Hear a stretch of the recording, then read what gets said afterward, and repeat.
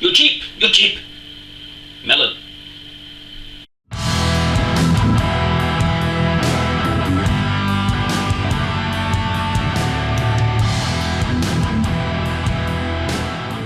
Hello homebrewers, and welcome to my channel. So I kind of saw Amy's version of watermelon wine and it looked fantastic, and it kind of inspired me to make my own. So it's not just going to be watermelon wine, I will be turning this into a base for making watermelon margaritas. So it's a party brewing video, which is pretty handy. So what I've got is two different types of melon, because one is just, normal. So I've got two different types. This is basically like a honeydew melon. Miel de sabor. Okay? And the traditional watermelon, so it will have a red tinge to it. There is roughly 5.5 kilos of watermelon in front of you. So let's do this. So because this is going to be a base for making watermelon margaritas, I don't have to be as accurate with the watermelon. If I was making this pure watermelon wine, I would get another watermelon just to make sure that I just use the watermelon water. But since I'm going to be using freeze refraction to condense this down into a tasty concentrated watermelon-like syrup that's alcoholic, I can always top it a little bit up with water if I don't have enough, but I should, in theory. So that being said, I'm just going to grab the things I need and we're going to get started. That was quick. So I got myself a pan to put this lovely watermelon jus into. So now it's just a simple case of hacking up the melons. Ooh. Oh, looking pretty. Now I am going to take out the seeds because, well, I can.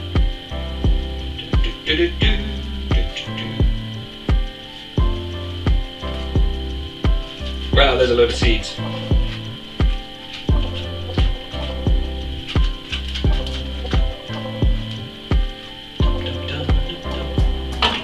This will take a minute. I'm just going to remove the seeds from both sides of this. So I've gone ahead and I've removed all of my seeds. Looking pretty. So I'm just going to cut this up and add this to my pan. Obviously, I'm going to remove the outside husk.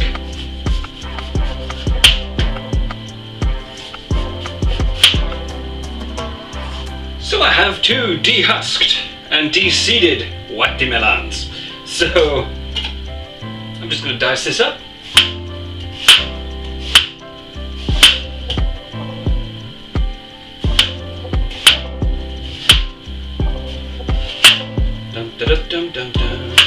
I don't have to be accurate with it because this has been de-seeded.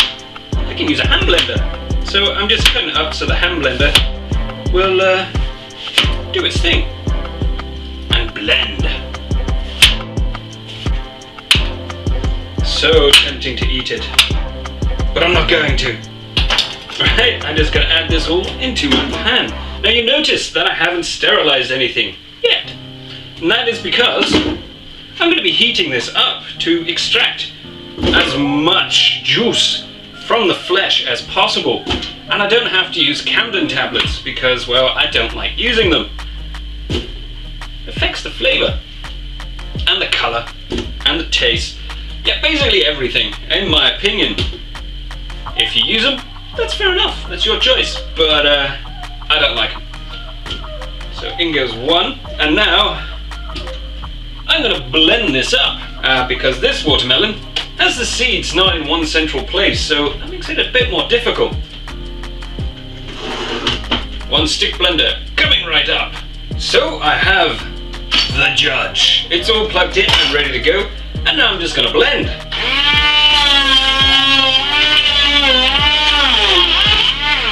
This is a bit noisy. It'll take a couple of minutes, so I'll see you when I'm done that.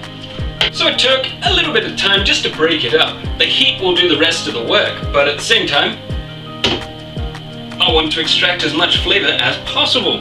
So now I've got to do this watermelon, which is pretty straightforward, pretty much exactly the same. There we go. Fortunately, they have very small seeds in here. Almost like it wasn't quite right. So,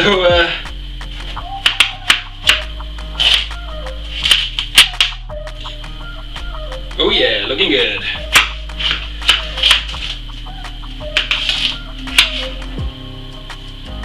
I could just sit down and eat this right now. So I'm going to go through and I'm just going to cut these up and scoop out the insides. But I'm not going to be blending this because I'm going to use heat, because I don't want to break the seeds open. The seeds give you a bit of a bitter flavour, and I don't want bitter, I want sweet watermelon. So yeah, all the fun. I've gone ahead and cleaned up, removed all of the outer parts of the melon and threw them away because I don't need them. And what we're left with is a lovely pan full of melon. So now I'm going to gently heat this to break down all of the melon. So on a nice slow heat, and I'm just going to stir it occasionally. So I'll be back once this is all broken down into juicy liquid pulp. Awesome.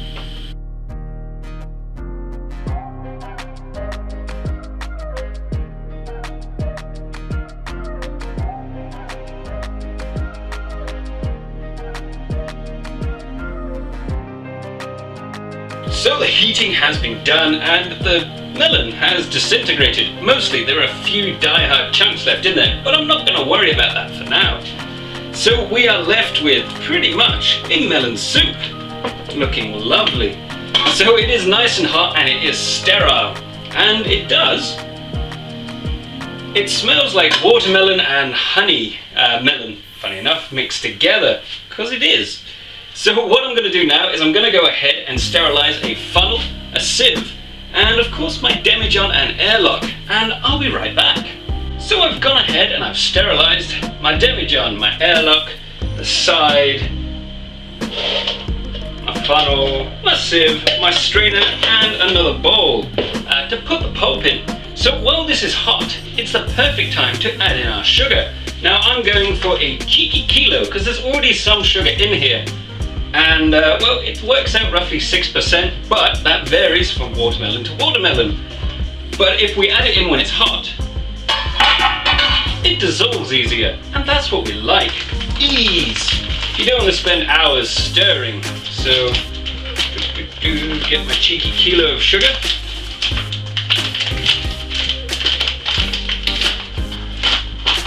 And let's dump it in. Looking good. So now I'm just going to stir and dissolve my sugar. Pretty straightforward.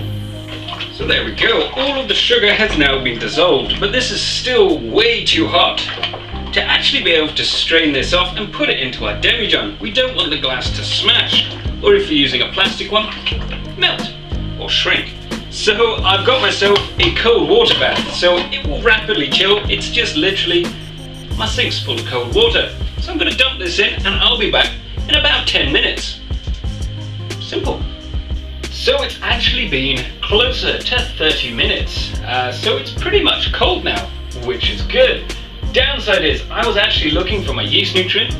I must have run out. So I went on Amazon and I quickly bought some on Prime. So it will be here tomorrow. So I will add it in tomorrow. No big whoop. It's fine. So we're going to pretend that I've added the yeast nutrient in this video, but I'm actually going to do it tomorrow. So here's my lovely sterile demijohn. It's got some water in there for the airlock. So I'm going to take that off now. My side is sterilized. And now we're going to pour this lovely watermelon jus in so you can get to see what it looks like. It smells like watermelon, so it's already good, and it's got the sugar pre-added in.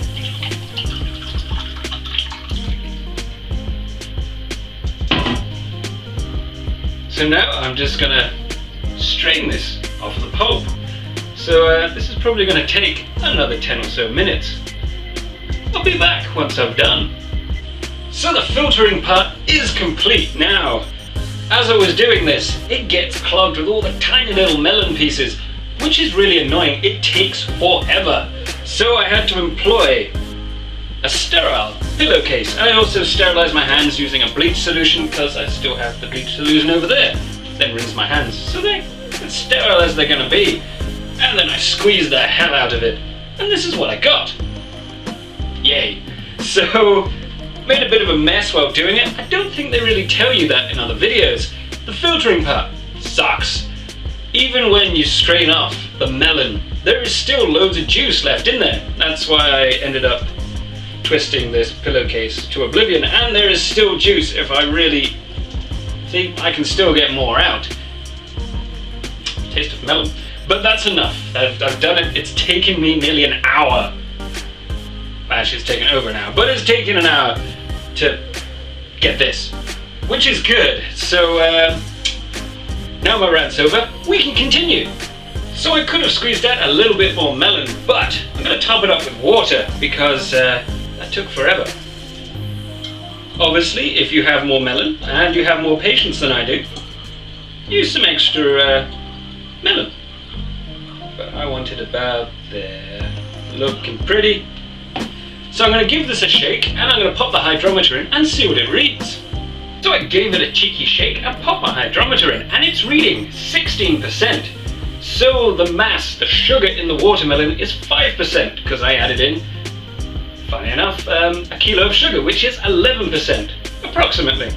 So for those people that want to know, 16% is exactly 1.100, which is pretty cool. So now you can add pectolase if you choose. I happen to have it, even though I don't have yeast nutrient today. I thought my silver etching stuff was yeast nutrient. Don't want to add that, be a little corrosive. So what I'm going to be using is dessert high alcohol yeast, because it's at 16%, and most things normally top out around 15. This can go up to 18, even higher if you baby it, doing a staggered fermentation. So I will add in my yeast nutrient tomorrow, so for that I apologize, at 1 level teaspoon, approximately. But apart from that, I'm going to stick the airlock on, which already has water in there. And that's us done. So, basically I'm going to leave this to ferment somewhere, and let it do its thing. And we'll be back once it's finished.